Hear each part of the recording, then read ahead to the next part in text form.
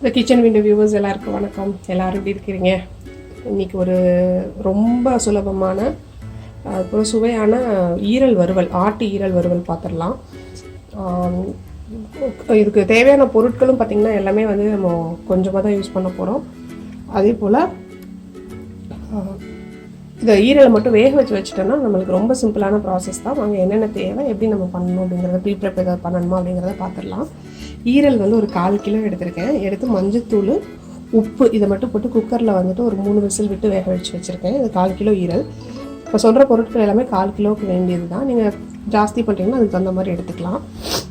இதுக்கு என்னென்ன பொருட்கள் நம்மளுக்கு வதக்கிறதுக்கு மசாலா இதெல்லாம் தேவைன்றதை பார்த்துடலாம். சின்ன வெங்காயம் எடுத்து வச்சுருக்கேன். சின்ன வெங்காயம் வந்து ஒரு 10லேருந்து 15 வெங்காயம் செதுக்கி வச்சுருக்கேன். ஒரே ஒரு தக்காளி வந்து ஆப்ஷனல். கொஞ்சம் சாதத்துக்கு பெரட்டி சாப்பிட்ற மாதிரி வேணும்னா தக்காளி போட்டுக்கலாம், இல்லை ட்ரையாக வேணும்னா தக்காளியை தவிர்த்துடலாம். ஒரு தக்காளி நான் எடுத்து வச்சுருக்கேன். இஞ்சி பூண்டு விழுது வந்துட்டு ஒரு 3/4 டீஸ்பூன் இருக்கும்.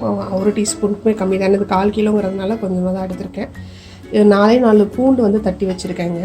அதுபோல் மசாலா என்னென்னா ஒரு 1/4 ஸ்பூனுக்கும் கம்மியாக, டீஸ்பூனுக்கும் கம்மியாக மஞ்சள் பொடி. ஏன்னா இதில் மஞ்சள் பொடி ஆல்ரெடி போட்டு தான் வேக வச்சுருக்கோம். மஞ்சள் பொடி, உப்பும், மிளகாய் பொடி ஒரு டீஸ்பூனு, தனியா பொடி, கொத்தமல்லி தூள் வந்துட்டு ஒரு டீஸ்பூன், சீரகத்தூள், வறுத்து பொடித்த சீரகத்தூள் வந்துட்டு ஒரு டீஸ்பூன். சீரகப்பொடியும் மிளகு பொடியும் கொஞ்சம் ஜாஸ்தியாக சேர்த்துக்கோங்க. மிளகு பொடி நான் வந்து அந்த நம்ம திருகிறதுல கிரைண்ட் பண்ண போகிறேன், அதனால் அதில் எடுத்து வைக்கல.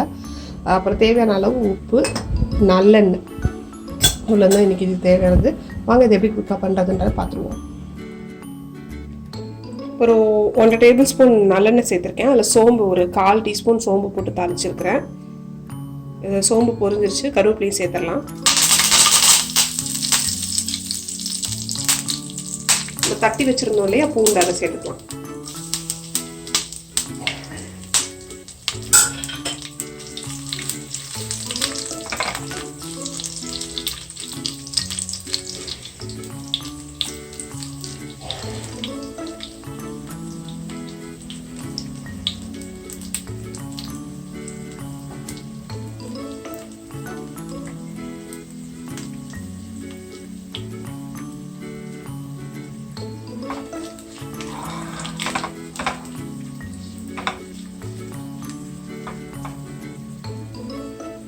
பூண்டு செவந்துச்சு. வெங்காயம் சேர்த்துக்கலாம்.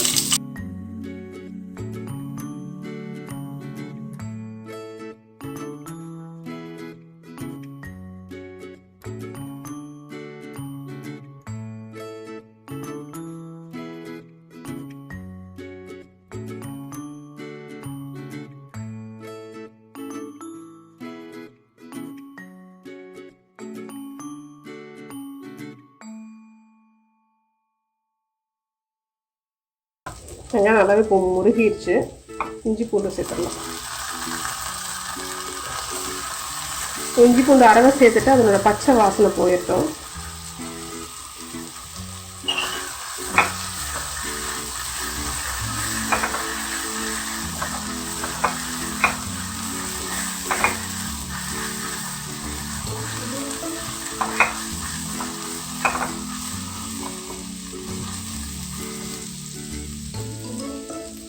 தக்காளி சேர்த்துக்கலாம்.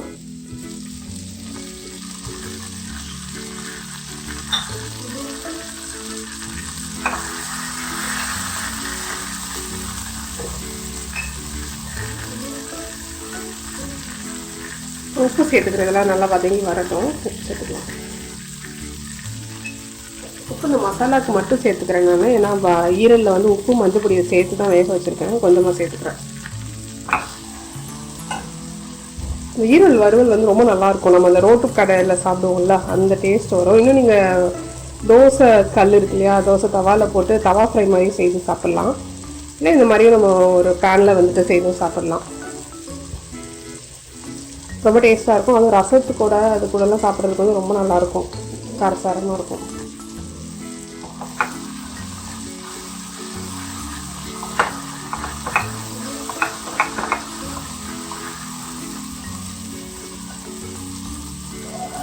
தக்காளி மசிஞ்சிருச்சு. அந்த மசாலா பொருள்லாம் சேர்த்து ஒரு தடவை வந்துட்டு ஃப்ரை பண்ணிவிட்டு ஈரலை சேர்த்துற வேண்டியது தான். மஞ்சள் பொடி, சீரகப்பொடி, கொத்தமல்லி பொடி, மிளகாய் பொடி. ஒன்று ஒன்றா சேர்த்துறேன் நான்.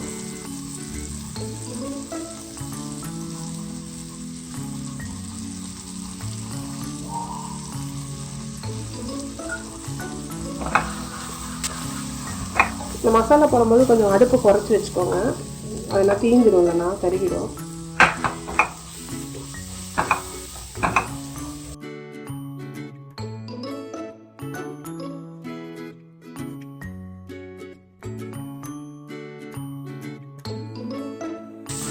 அவ்வளோதான், மசாலா ரெடி நம்மளுக்கு. அதே போல் இன்னொரு சொல்ல மறந்துட்டேன், நீங்கள் இது வேக வைக்கும்போது, ஈரல் வேக வைக்கும்போது ஒரு 1/4 டம்ளர் தண்ணி போதும். அது ஏன்னா அதை தண்ணியோடவே நம்ம வந்து சேர்த்து சுருளில் கிண்டி எடுத்தால் தான் நல்லாயிருக்கும். இன்னொன்று வந்து ஈரலை நீங்கள் வந்துட்டு தனியாகவும் வேக வச்சுக்கலாம், குக்கரில் இல்லாமல். குக்கரில் வந்து கொஞ்சம் சீக்கிரம் வேக முடியும் நம்மளுக்கு, தனியாக வேக வச்சோம்னா கொஞ்சம் லேட் ஆகும். அதுக்காக தான் குக்கரில் வேக வச்சது இன்றைக்கி.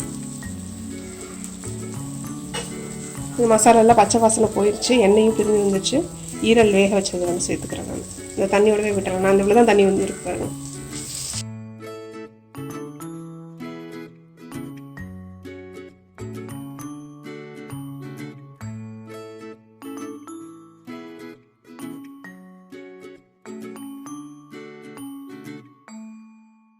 இது கொஞ்சம் தளன்னு நீங்கள் வேணும்னா வச்சுக்கலாம். நான் இன்றைக்கி ட்ரையாக செய்கிறதுனால தண்ணி எதுவும் ஊற்றலை, நல்லா சுருளை கிண்டி எடுக்க போகிறேன். வேணும்னா தண்ணி நீங்கள் சேர்த்து கொஞ்சம் இட்லிக்கோ அந்த மாதிரி இருக்கிற மாதிரி, இட்லிக்கும் நல்லாயிருக்கும் ஈரல். அது போல் ரசம் சாதம் இருக்கலாமும் அட்டகாசமாக இருக்கும்.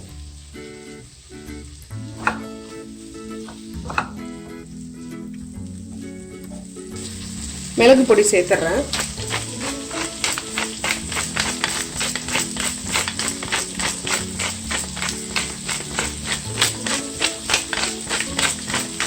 நான் கொஞ்சம் மிளகு ஜாஸ்தி தான் போடுறேன், நல்லா காரமாக தான் இருக்கும்.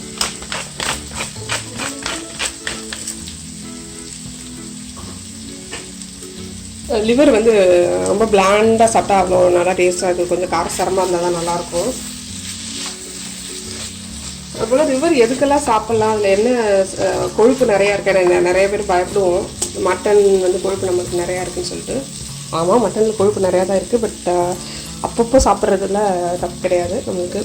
இதில் பார்த்திங்கன்னா இந்த B12ங்கிற விட்டமின் நிறையா இருக்குது. அதே போல் ஃபோலேட் இந்த ஃபோலேட் அது எல்லாமே அயன் சத்து.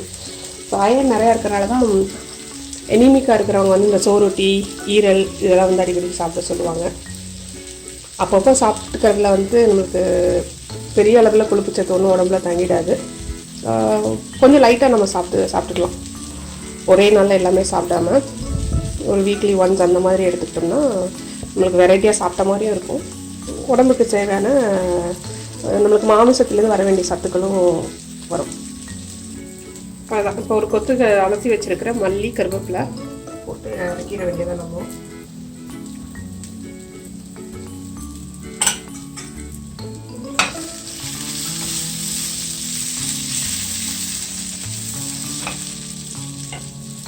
மொத்தமாக எனக்கு 10 நிமிஷம் தான் ஆச்சு. எல்லா வேலையும் நம்ம குக்கரில் மட்டும் வேக வச்சு வச்சுருந்தா மொத்தமாக 10 நிமிஷம் தான் ஆச்சு.